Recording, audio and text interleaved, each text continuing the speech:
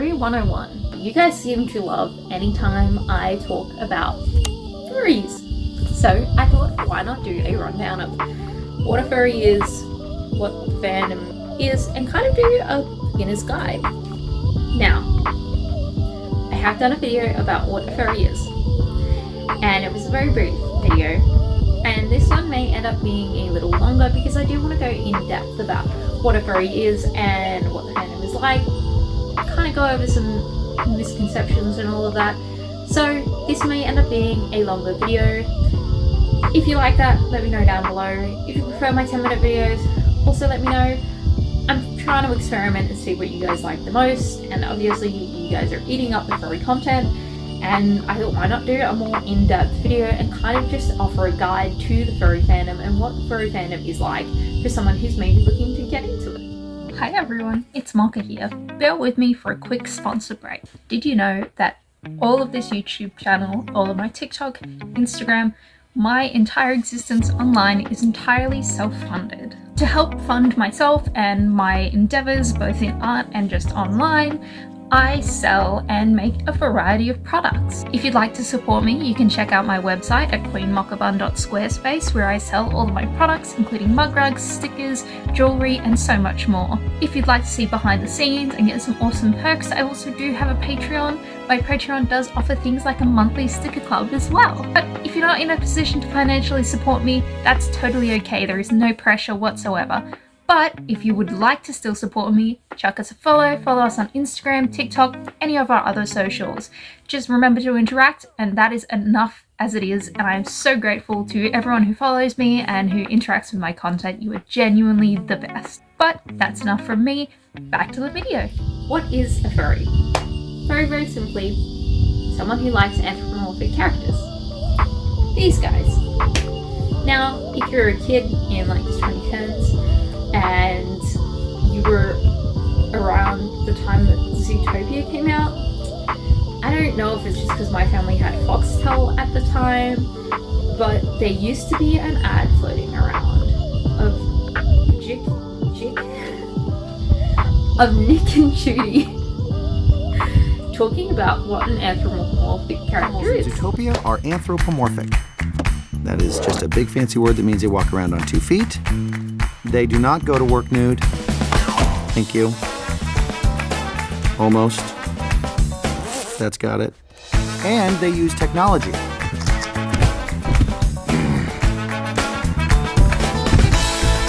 Okay, Zootopia isn't perfect. And just like our world, not everyone gets along. Especially natural enemies. Character with human-like qualities. Walk on 2 legs, they talk like a human, they have human thoughts, human interactions, relationships, that sort of thing. And a furry is just someone who has an interest in that sort of thing. So think something like The Lion King, Zootopia obviously, things like that, where they're having human interactions, they act like humans, just have animal qualities, or are an animal.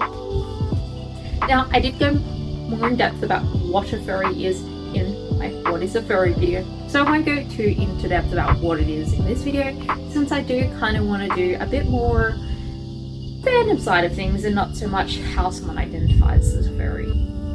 Because there is a big difference between someone who is a furry and the furry fandom. There are a lot of people who are furries but who maybe don't interact with fandom as much, and vice versa. Now, I do have problems with people who profit off of the furry fandom, but then proceed to turn around and go, well, I'm not a furry because that's gross. But that will be in another video. But there are people who are in the fandom, and there are a lot of people who profit off of the fandom and who just go, well, I'm not a furry. I hate to break it. You are one. You're just as cringe as the rest of us. But, jokes aside, I do want to talk about fandom because there are a lot of misconceptions and it's kind of a daunting thing to enter. I remember when I first kind of wanted to involve myself in the fandom a lot more, it can be a really scary space. So I wanted to talk about some basic terms, events, meets, that sort of things that the furries do. I'm going to start this video off by talking about cliques. Now, briefly, a clique is just a group of people who have a common interest. And you may think that the furry fandom is this big amalgamous thing where everyone's in this big group and we're all just friends and whatever else because we're all furries. Partly it's kind of true, but if you've been in the fandom or you've gone to a fandom space, furries are really cliquey. Break things down really, really simple because furries kind of have a very intricate social structure and it's a little bit tricky to understand. In the same way that you have like anime culture and fan culture, and you have people who are writers, or you have people like artists, cosplayers, all of that, furries are kind of the same. So if you imagine furries as being an umbrella term, you have the furry fandom, people who have an interest in their characters. Underneath this umbrella, you have lots of little groups, and these little groups have their own interests and are, based around that interest. Those interests can vary from arts. So for example, you'll have a local group. For me, that's the New South Wales group. That is my local group. We're all furries, we're all in New South Wales. But within that group, we break off into our own things. And there'll be, for example, Sid Fur Creative. And that is for creatives in Sydney Furry group. So we're our own clique, and it can vary from people like us, creatives, to gearheads, musicians, DJs, pretty much anything you can imagine. And they'll all normally kind of fall into the same structure, where normally you'll have your local group, whether that be your state, city, town, whatever, and then you'll normally have subsects, people who have their own interests, if they're into cars, if they're into art, if they're into fursuiting, and they all kind of break off into their own cliques.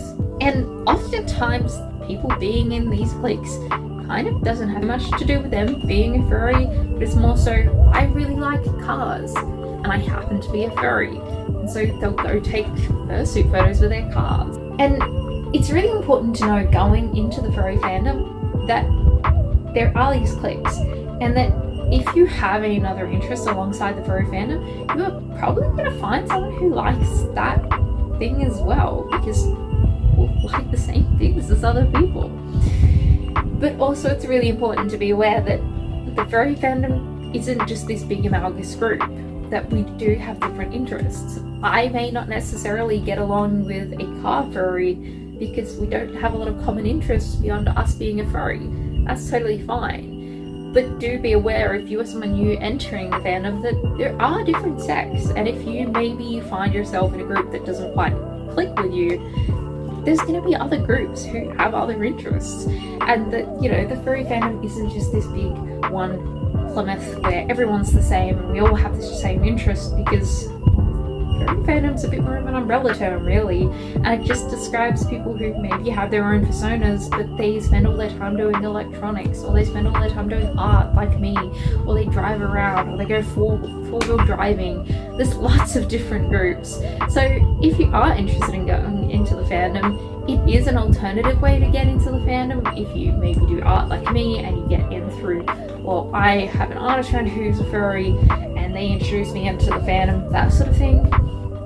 Or a lot of people kind of trickle out, they become part of the fandom, join their local group, find other people that they're interested in. And I truly mean that you can find anything. I'm part of creative communities, I'm part of gym communities, car communities, DJing, arts, like performing arts, tons. Literally anything you can imagine, there is a group of furries already doing it. I promise. So if you do have other interests, bring it into the fandom. Don't think that joining the fandom means that you are just a furry and you just stand in a fursuit all day. I promise you do get to have your other interests and do other hobbies within the fandom. And that's kind of what makes it really cool, is that there are these cliques who do their own thing, and it does mean that you can cater your experience in the furry community to things that you like. Like, I'm not going to go to one of the four-wheel driving meets where they go drive around in sand dunes all day, because it doesn't really tickle my pickles. So I go to the art meets where we just go to a cafe and draw for a couple of hours. I'm going to start with that because the furry community isn't a Plymouth. It's not just one big group, and I think that there is a big misconception that everyone in the furry fandom has all the same interests and are all, very similar or samey, and that just isn't the case. And I think having that understanding that there are actually littler groups within the fandom makes it a little bit easier for newcomers to come in, because they know, oh hey, I really like cars, I'm into vintage cars or whatever. Well, I know that I can find other people who also like that in the fandom, rather than just going, I'm a furry, hopefully other people like me. You've actually got things that you enjoy that you can share with other people, and it just makes it that much easier. So I promise, if you are new to fandom and you have your own other interests, there are groups for you, and there's probably local groups for you as well. If not, don't be afraid to start your own. If you're the only gearhead in your local community, start your own group. You'll very quickly find other people who are just like you. Tying into this misconception of furries being this one big kind of conglomerate, is this idea of fursuits. I'm a fursuiter. I got spurs that jingle, jangle, jingle, jingle, jangle, as I go riding merrily along. This is my fursuit. I have multiple suits. Okay, you don't need a fursuit to be a furry. Furry fandom is not just about fursuits. I see this all the time. People think that they need a fursuit to be a furry. I promise you do not. You just need to like these goofy, silly little characters. That's all you need to do, I promise. And if you don't have a fursuit or you don't like fursuits, that's okay. There are other cliques, there are other groups within the furry fandom. The majority of furries do not have a fursuit. There are furries who do not like fursuits. I know lots of people who are furries who have been in the fandom for so long and who are like, no, I'm never buying a fursuit pre-made, my own. I'm not getting a fursuit because they don't want it. Because you don't need one. I have a fursuit because I was delusional and I wanted to make my own. So now I have one. I have now outdated one of my partner, and he has a lava fox with, which if you're in the fandom, you know I don't want to talk about lava foxes. That is a way to apparently have your life ruined. But I have fursuits. I've been in and around them for a very long time, but that is not the defining factor of being a furry. Are there fursuiters in the furry fandom? Of course, obviously there are, but it's not the only way to be a furry, and it's not the defining factor of being a furry. Fursuits are fun and great, but they're actually a lot of work, they're a lot of maintenance, and if you have any health concerns, or if you just don't have that endurance, fursuiting may not even be a thing that you necessarily can do. It is hard work. You are dressing yourself up in sometimes kilos worth of thick fabric and foam and dancing around in the heat. Like, it's not really a super safe activity because you are putting yourself at risk in terms of you don't know what it's like fursuiting until you fursuit, and you're very quickly going to overheat. And if you have problems with overheating, you may be causing yourself some health issues. Fursuits aside, I want to apologize. I live in a housing complex, and they think that the lawn needs to be mowed at least every week. And unfortunately, there is just a tiny little strip of grass underneath my house, right outside the window that you guys are kind of facing. So I do apologize about the whippersnapper. Unfortunately, he's probably going to be there for like 2 hours. They spend forever mowing the lawns down there. I don't know what they're doing because it looks the same every single time, but it is making my nose itchy because my windows are open, and so all of the grass is just... Anyways, I think it's just important to keep fursuits as kind of just like a want. It's just the thing that you maybe like and that you maybe want in the future. Do remember, fursuits are expensive. I recently put in a rough estimate quote for a full suit for my persona, $6,500. They cost a pretty penny. So they are something that's really expensive, and they do have a lot of like downsides to them, and they are a lot to maintain and keep. And it's also important that you know how to do things like sewing and whatnot, because last minute repairs, or maybe you trip on something, can you pop your seed. It's easier if you know how to repair it yourself rather than having to pay someone else to maybe just fix a tiny little stitch. So no, you don't need a fursuit to be a furry, and no, fursuits aren't this like golden chalice that are the best thing ever. There are actually downsides to it. They're just cool things to have, and I think it's just important to keep it in mind. It's the same, kind of have the same outlook on it as a piece of artwork. You don't need a piece of artwork to survive. You don't need a piece of artwork to prove that you are in a fandom or you like something. It's just something cool to have, and if you have the money, if you've got the time and effort and the patience, then awesome, that is amazing, and you can have that art and you can wear it around. But you don't need it, and I do wish that particularly young people understood it's not always a great thing. If you are still growing, don't invest lots and lots of money into a fursuit. You will outgrow it, and then you'll be really sad that you spent hundreds, potentially thousands of dollars on a fursuit that you can no longer wear because you've outgrown it. So I do think there should be wider awareness around fursuits, fursuiting in general, because I know that it's the face of the fandom, but it's not all that there is in the fandom, and you don't need one to be a furry. The majority of people don't have a fursuit. But on the topic of fursuits, I will be talking a little bit about fursuit care and fursuiting in other videos, so keep an eye out for those. But how do I get involved in the fandom? Now, I'm going to talk about my experience as an Australian. I don't know how other countries function because I'm Australian. So I'm going to be talking about how I got involved in the Australian fandom and how you can as well. Now, I'm presuming it's probably pretty similar everywhere because it's pretty easy to get yourself involved.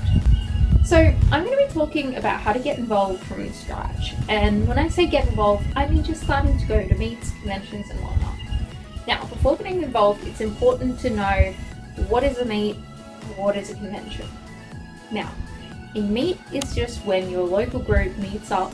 They may do an event, they may do a barbecue, they may go bowling, they might just go have a picnic, go to a park, something like that. It's really just a get together. Think of it more just like a group of friends getting together to go do something.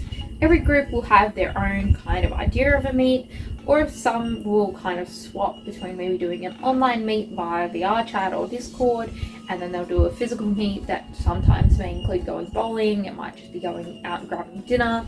For example, the New South Wales furries go and grab a coffee on a Thursday night. I know back in WA they would do bowling, and then sometimes they'd go and grab dinner on just like a Friday night. So meets can look like a variety of things, but they tend to be more casual get-togethers. Now, you've got conventions. Conventions are your big paid-for events. These are the ones that are normally hosted in hotels where you kind of go for 3-4 days. You've got panels, artist alleys, dealers' dens, you meet up with people, you go do things, and it's a big event. It is more like your anime convention. And these are things that you pay for. You buy a ticket, normally people will stay at the hotel or a nearby hotel, and you're there for multiple days. Now these are also the ones that people tend to travel for, that may be interstate or internationally. And these are your big kind of major events. They only happen maybe once a year, so like each convention will host once a year. Now there are multiple conventions. So for example, I work for Aurora. Aurora is in July. Every July Aurora happens. However, I can go to Melbourne FurCon, or I could go to West Australian Fur Fest. I can go to different conventions. However, each convention is normally held once a year. Now, I have heard of smaller conventions that host twice a year. Now, these tend to be 1 or 2 day conventions, but people aren't so much staying, and it's not as big as something like Aurora or Furdo, which are Australia's 2 largest conventions, but more kind of show up, spend the day, go home kind of thing, and they host twice a year. Now, they're kind of far and few between, just because when people are doing conventions, they tend to kind of go big or go home. Those are your conventions. Now, there are events that kind of sit in the middle. New South Wales has Fur Jam, which is kind of a convention, kind of not. It sits kind of in the halfway between point, where they have a barbecue on one day, and then they'll have during the night night events and day events the next day. So it's kind of a mix between a regular meet and a convention. And from what I know, Tales of Terror in Queensland is kind of similar, where it's like a mini convention. So there are miniature events. It does depend on where you are, what state you're in, what your local group does. But there are also kind of events in between where you tend to pay, not as much as for a convention, maybe like $50, and you can go to like a barbecue and some parties afterwards. But they sometimes are like overnight things where you'll sleep at a hotel for a night, or they'll just be day things. Really up to you. A lot of them kind of offer more as, using Fur Jam as an example, you can opt to just do the barbecue and you can just do like a day event, or you can pay for a full ticket and you can go to the after parties and the other events entailed in that. So it's kind of a little bit more, you can pick and choose what you're doing, and you can make it just like a day event, more like a meet, or you can make it more like a convention and stay overnight.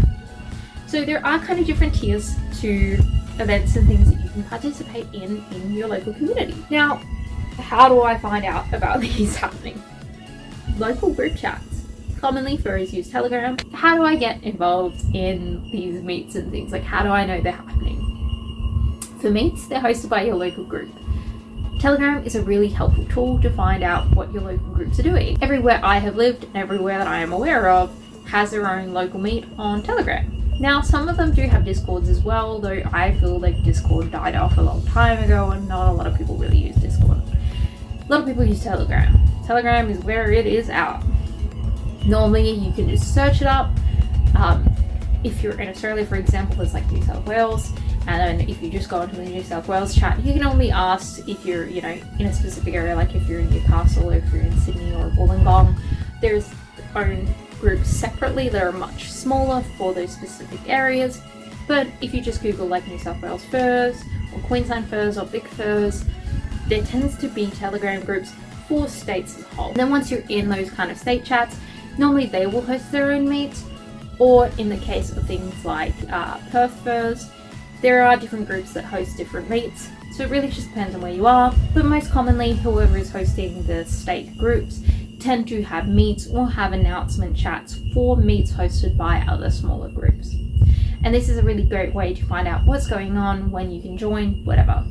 Now, most meets are free. Some may ask you to bring something or have like a gold coin donation just to help to cover the funds, because if they're doing things like a barbecue, you can't expect one person to be buying everything every single month for a barbecue. Now, meets will vary in frequency. For example, back home in WA, they're weekly. They do swap between digital and physical. Back when I lived in WA, it was weekly.